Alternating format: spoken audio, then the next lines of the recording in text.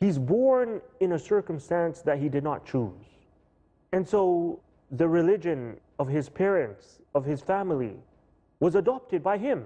The ideology of his society, the beliefs that are held by his society, he naturally inherits them. And so this is the case with regards to pretty much every single human being. And so by the time he matures, he becomes a teenager, and he starts to look around and he's exposed to other beliefs. He starts to question the validity of his own beliefs when he compares it to others that are out there in the world. However, the reality, and the sad reality, is that most people, they don't do that. They don't question the validity of their own beliefs, whether they're exposed to other contradictory beliefs or not. The reality, the sad reality, is that they continue to live as they were taught, as they were brought up, in the same manner, the same way of life. They don't change. And they seldom wonder, if what they're following is the truth or not. They don't question, is this belief that I have inherited from my family, and that is prevalent in my society, is it actually the truth or not?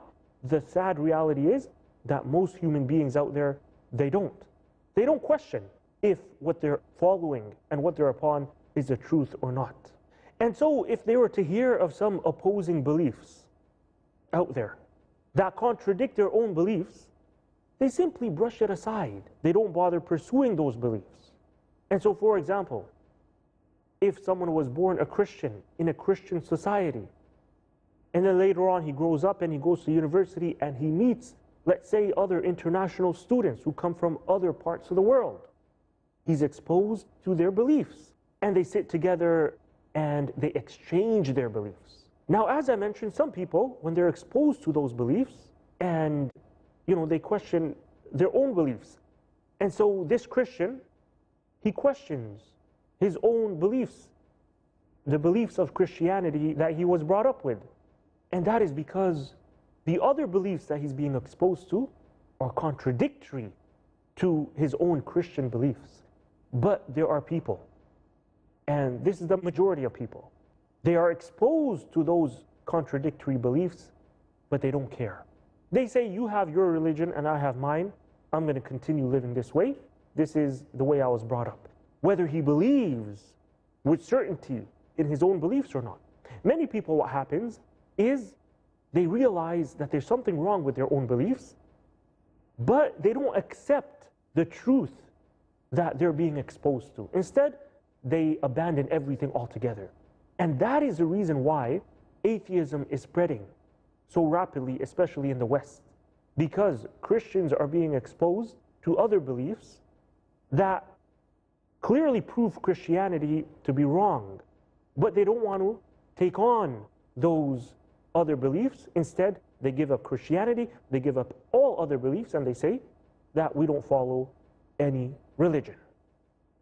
And the reason for that is that most people have become accustomed to their own way of life. They have become accustomed to it, and they don't want to change their ways. Others, they simply follow what they have because they don't want to abandon the ways of their fathers and their forefathers and so on and so forth. They want to remain stubbornly upon what they have. And so even if they see the truth as it is, they reject it. And so they simply want to follow what their fathers gave to them. They don't want to abandon it. They want to remain upon it. Others, they actually believe what they have is the truth. And so, even after being exposed to other beliefs, they say, no, what I have is the truth, and they come up with as many arguments as they can to confirm what they have as being the truth. And so the reality is that we cannot really force people to change their beliefs. We can't force them to change their ways. If someone wants to blindly follow what they have, if they want to blindly follow their beliefs that were inherited to them, I can't force him to change. You can't force him to change. Nobody can.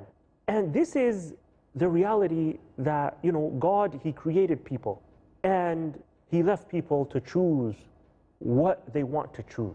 In the end, they'll face the consequences, but in terms of us forcing people, we can't force people. We leave them as they are. However, we show them the truth as it is, and then we leave them as they are. If they accept it, they accept it, and that's good. And if they don't, then, we tell them and we expose them to the consequences of their choice. And so if someone wants to stubbornly remain upon the way of his fathers, his forefathers, there's nothing really, we could do about it. But I'm sure, having said that, I'm sure you'll agree with me when I say that if you were to tell those same people that, you know what, your house is on fire, the least that they would do is that they would wake up. They would be in a state of shock, and they would go and check, is it really on fire? Even if they don't accept what you have to say, even if they're not certain, are you telling the truth or not? The least they'll do is they'll get up and run and check, is my house really on fire? And so they'll investigate, they'll check whether or not what I'm saying is true. And so why is that the case? That is because now there are negative consequences. There are repercussions to not searching for the truth. And so any sane person, he'll get up and he'll go check, is my house on fire or not? Why? Because he knows of the negative consequences behind not searching for the truth regarding this claim. And that is that my house will become destroyed. My family, they'll die. And so which sane person, which sane human being would just sit around if you were to tell them that your house was on fire? And so if they did not believe me, the least they would do is they would go and they would check. And so I see the same thing regarding, these big questions in life, regarding the existence of God, regarding the existence of me as a human being. Why am I here? And, am I supposed to follow a religion or not? We say the same thing regarding this. Let us all be seekers of the truth, and let us open our eyes.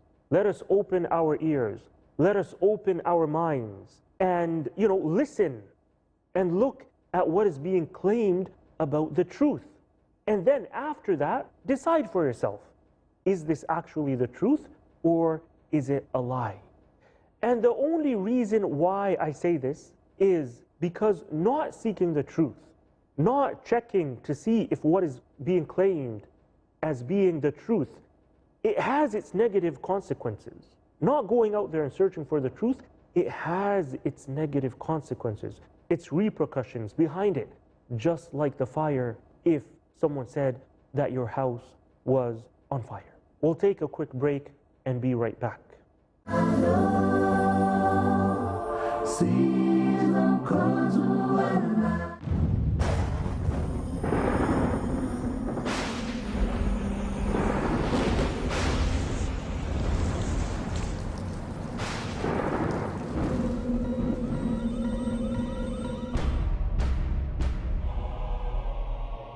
At the time of Nuh, peace be upon him, the floods swept the entire earth, sparing only those who believed. Today, floods of shirk, floods of innovation, and floods of desires and lust are sweeping the whole earth. Al-Imam Malik ibn Anas of Medina said that the Sunnah is the Ark of Nuh. Whoever boards it is saved, and whoever refuses is drowned and is doomed forever. Join me in Al-Arba'in al-Nawawiyya, the 40 hadith compiled by Imam al-Nawawi. Join Asim al-Hakim in Al-Arba'in al-Nawawiyya tomorrow at 11 p.m. and repeat telecast at 12:30 p.m. Saudi Arabia on Peace TV.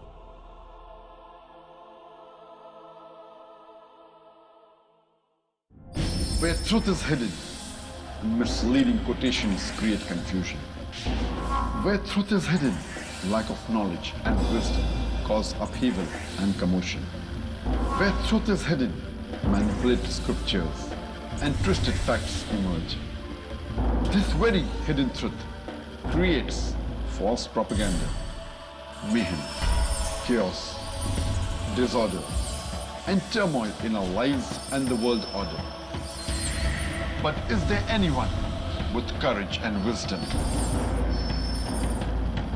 What is the truth, and who has the courage to expose it?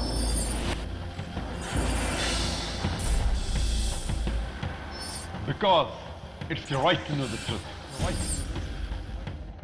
Watch truth prevail and lies perish in Truth Exposed by Dr. Zakir Naik. Next on Peace TV.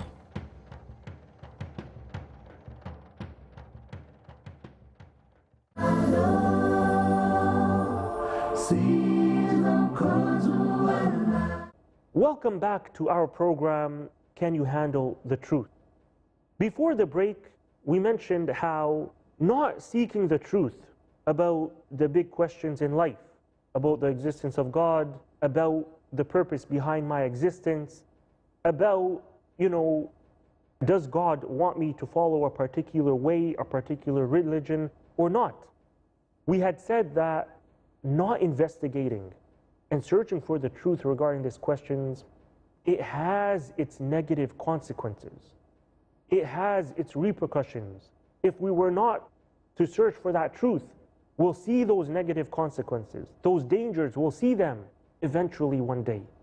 And so just like if someone was to say that your house was on fire, you would immediately go and check, is it true what is being claimed or not? Why? Because if I don't, I know of the negative consequences behind that. And, the destruction of my home, my family getting killed, etc. And so I say that remaining upon the way of your forefathers, stubbornly, blindly following the beliefs that you have inherited from your parents, from your family, from your society, if these beliefs turn out to be false and not the truth, and you die holding on to these beliefs and following those ways, then you will see the negative consequences of that eventually after you die. And so, imagine yourself right now at a crossroads. You have come to a crossroads. The road ahead of you splits into two. Or you come at a T-junction, and you cannot go straight, either right or left. And so, if you go left, it takes you to that path of your original beliefs. Let's say you're a Christian, and so you remain a Christian if you take that path that goes to the left. If you're a Hindu, you continue on that path that goes to the left. Now, where the path ends up, does it end up as being the truth or not? This is something that you believe is the case. Others would disagree with you.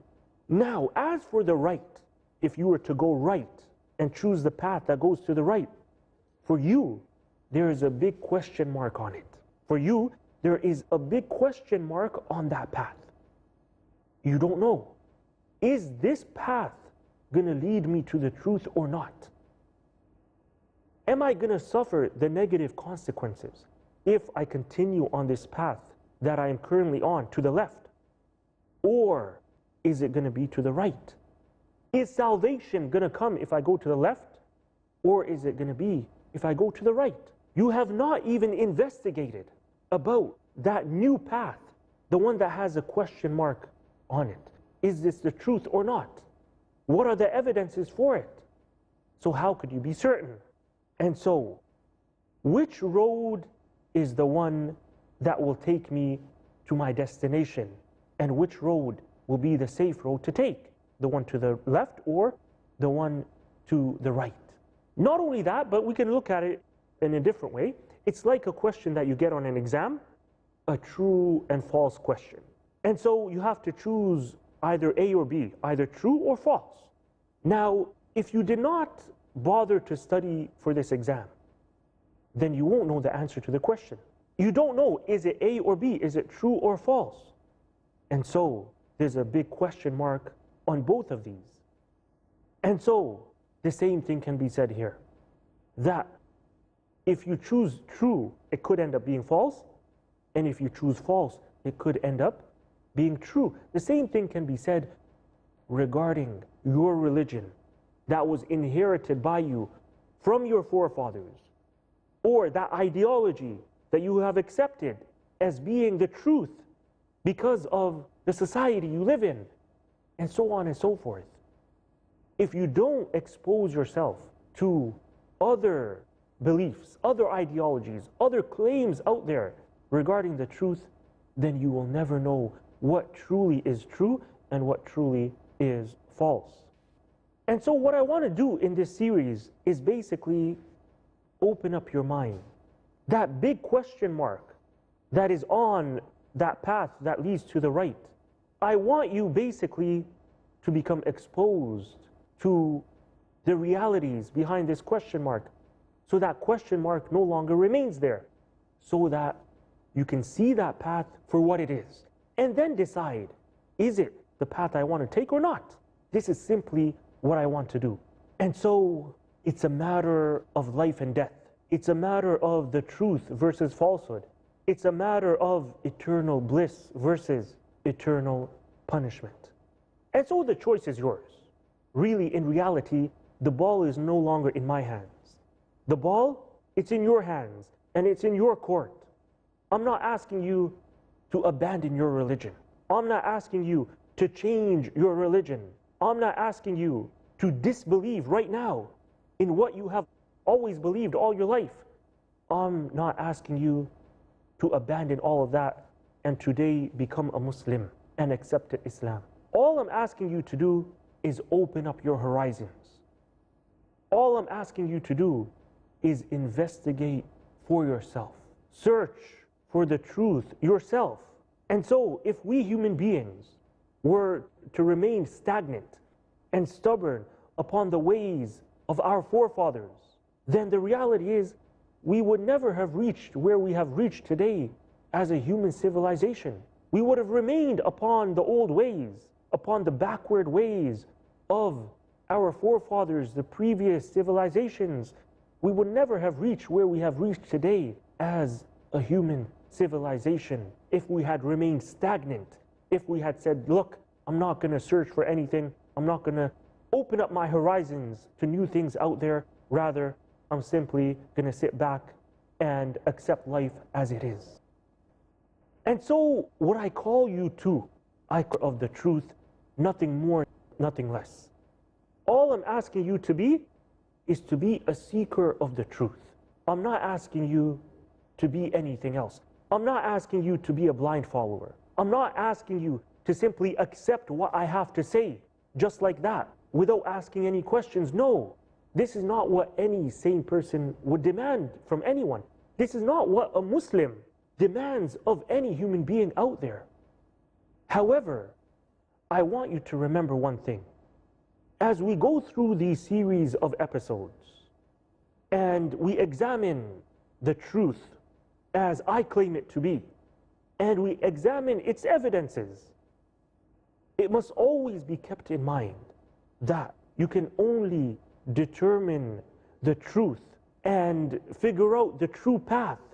You can only do it by putting aside your emotions, your prejudices, how you look at Islam, for example. You have to change the way in which you look at it. You have to have an impartial mind. And so these emotions, these biases, they usually often blind us to reality. And that's the reality. The reality is that in the past, people used to believe, for example, that the earth was flat. And when it was discovered that it was not flat, those people, even some scientists, rejected the new belief that the earth was no longer flat. Why? Because of their emotions, because of their, preconceived notions, because of their biases, because they wanted to remain upon their old beliefs. And so these emotions, these biases, they basically blind us to the truth.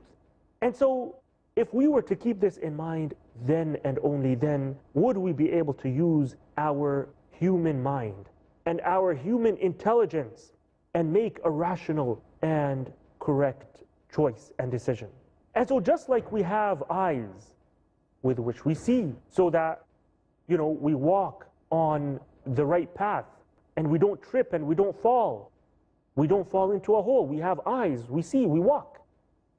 And just like we have ears with which we hear, if there was a danger and somebody was to yell out, watch out, then I would be alerted to that.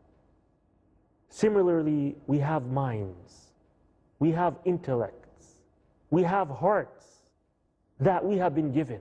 And so we should open these hearts, we should open these minds and use them to accept the calls of people out there who are calling us, inviting us to see the truth, who are warning us against the dangers of not accepting the truth. And so I say that we all have minds, we all have intellects, we all have hearts to enable us to make this crucial decision. It is the most important decision that, a human being can make in his life. And upon it depends his future after he dies.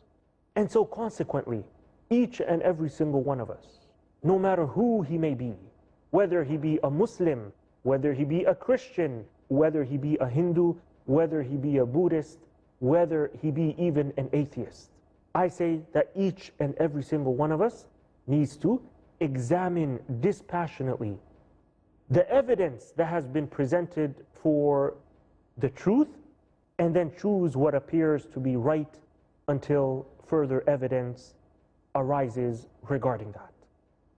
With that, we come to the end of this episode of Can You Handle the Truth? Until our next episode, I hope you all the best.